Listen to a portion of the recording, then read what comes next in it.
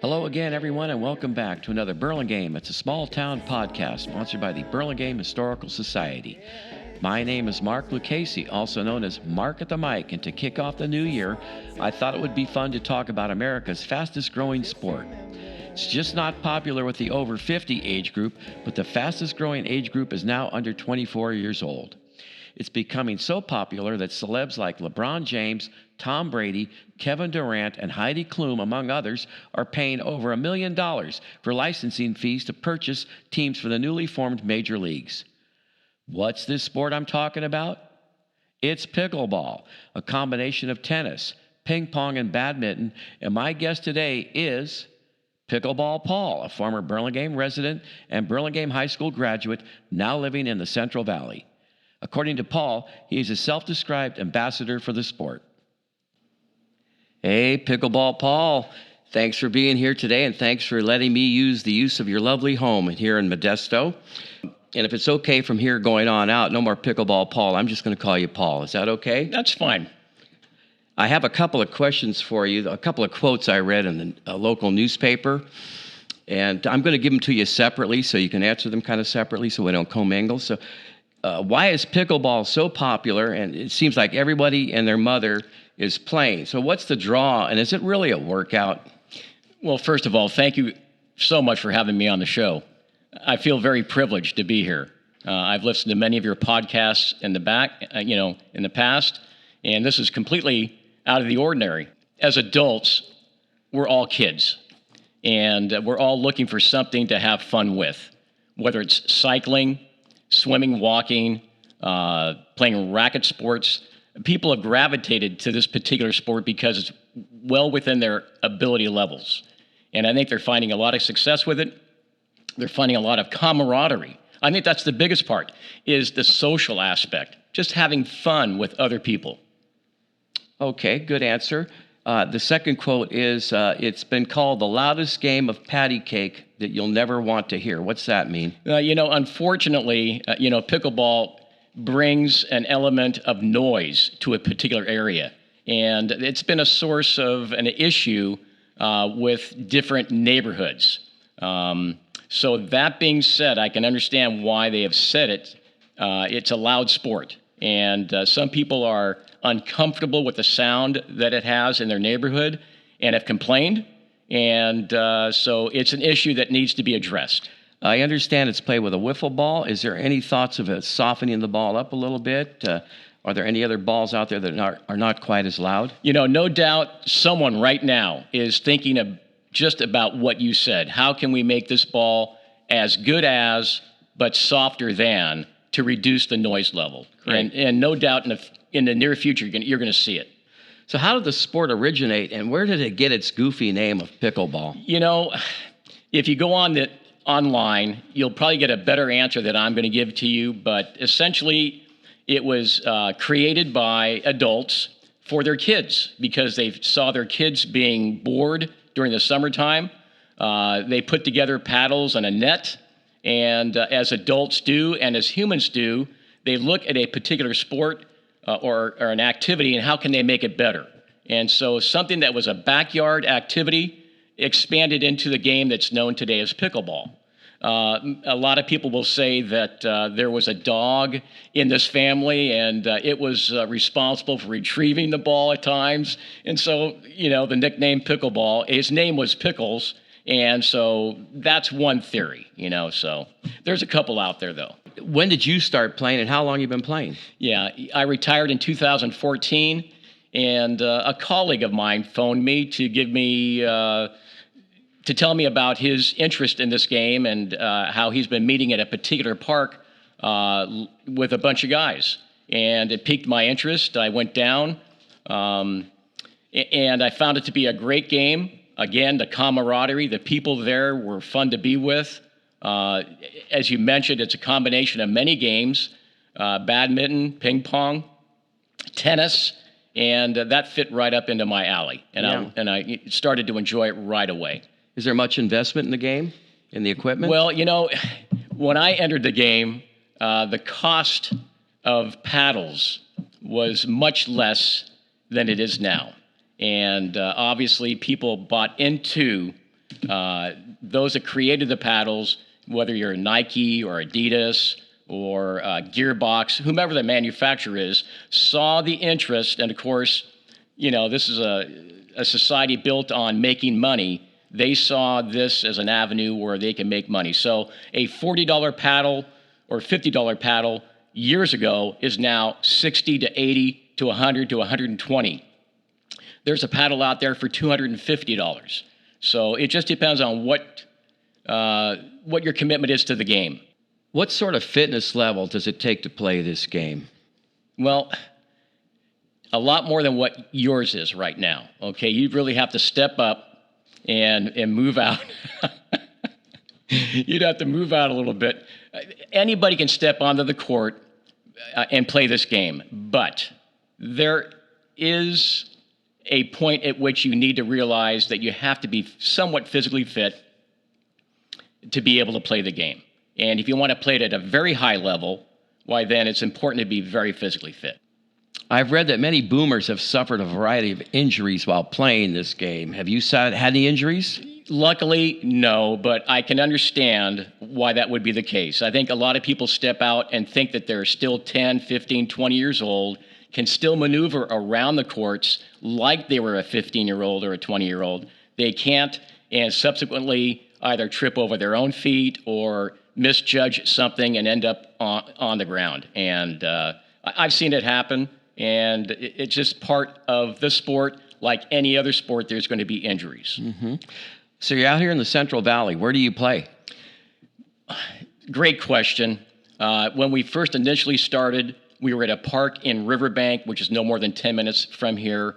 And how we got started there was 5 retirees.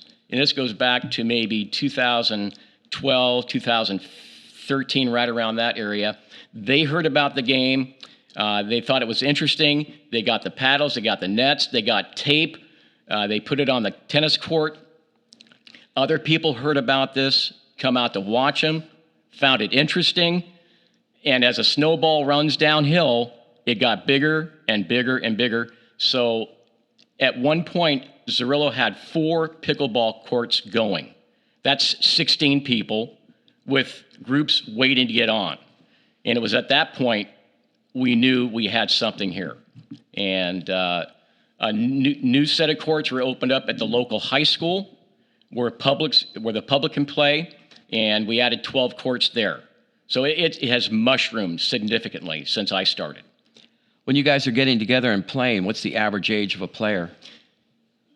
The average age, I would say, is 60. Mm-hmm. The range goes all the way down to 10, up to 65, 70, 75 years old. It really runs a gamut in terms of ages. Right. Sounds like it's something for everybody. It is. It really is. And I'm going to make a prediction. You're going to find it more in high schools, in the physical education classes, and it's just a matter before it really, really mushrooms from there.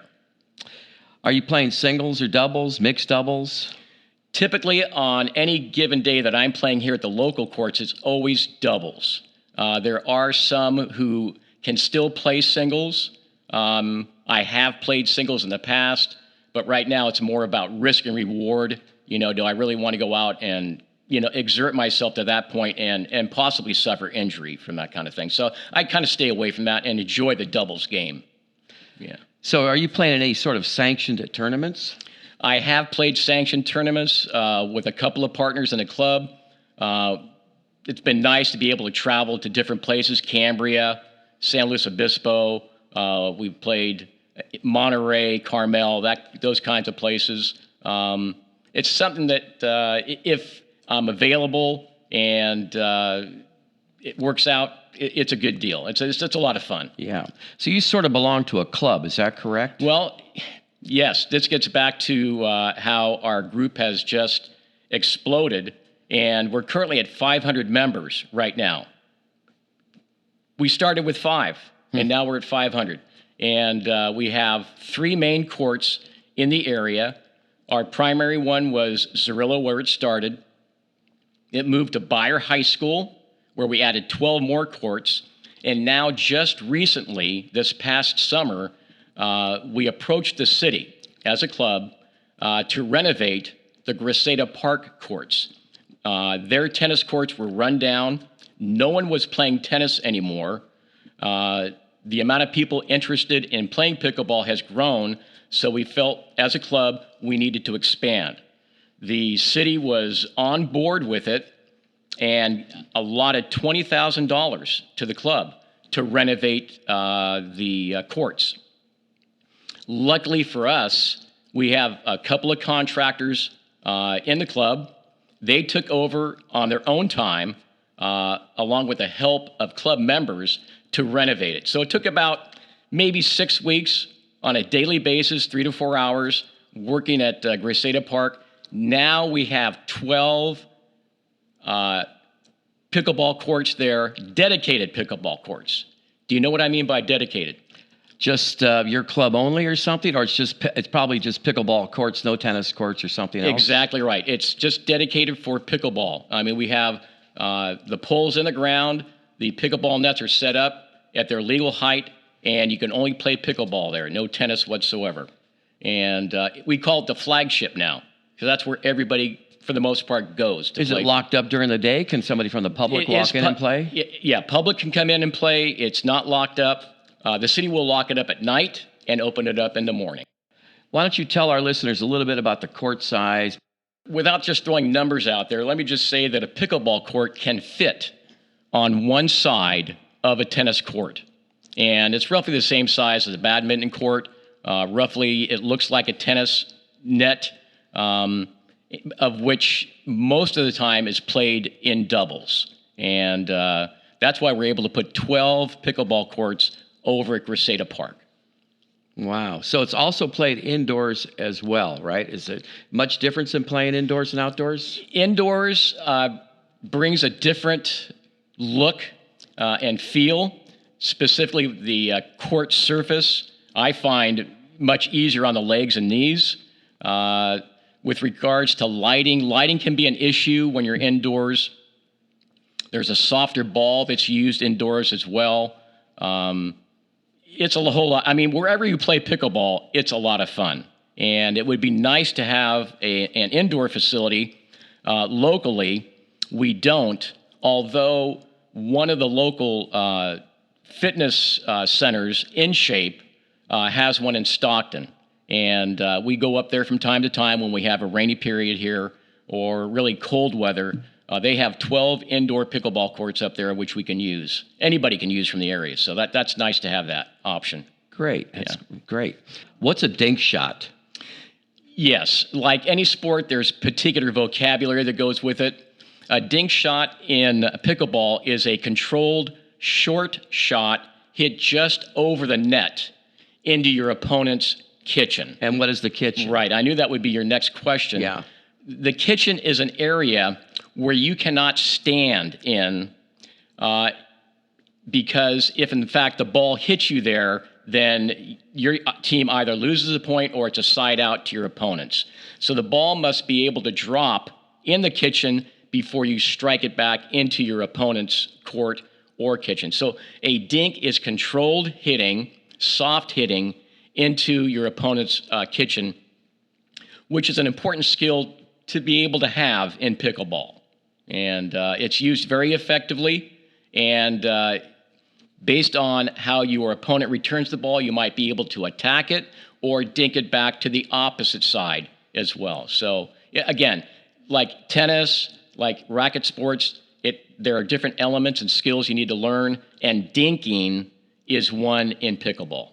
Do you buy your equipment online, or do you go to the sporting goods centers to pick it up? You know, the first time we did go to a brick and mortar store back in the day to pick up a few paddles, and from there you find out other people have purchased online, and you get to see what their product is and say, well, okay, maybe theirs is a little bit better. And so that's how you gravitate. You learn by seeing other people and talking to other people, you know. But that's where it was started. So personally, I went online and purchased from a product from Gearbox, and they were heavily into racket sports, you know. How many times a week are you playing? Right now during the winter time when I'm not able to cycle as much, I'm probably playing anywhere from 3 to 4 times a week, depending on the conditions of the weather, and anywhere from 2 to 3 hours, per time.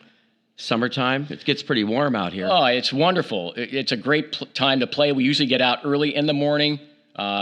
Maybe 8 o'clock is a good start time. 11 o'clock before the intense heat really hits. So you have a pretty good window, 3 hours or so, 3.5 hours, to get to where you need to be. Yeah. Well, you have a pretty nice home here with a fairly nice large backyard that contains a swimming pool. And I've read that many people in their 60s and 70s, now that the kids are out of the house, they're thinking about, or they have been, removing their pools, filling them up with cement, and converting to pickleball courts. Are you planning that? Honestly, I don't believe I am. I don't doubt that a lot of people are thinking about it and may have done it.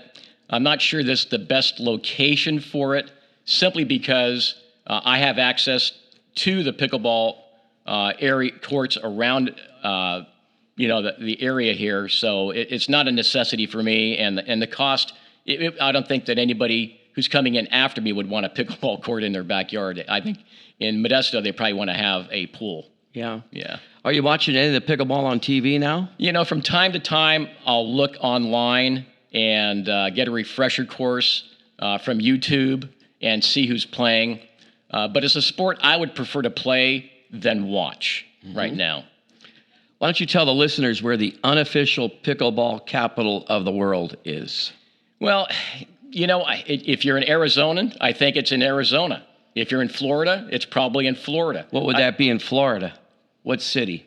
Naples, Florida.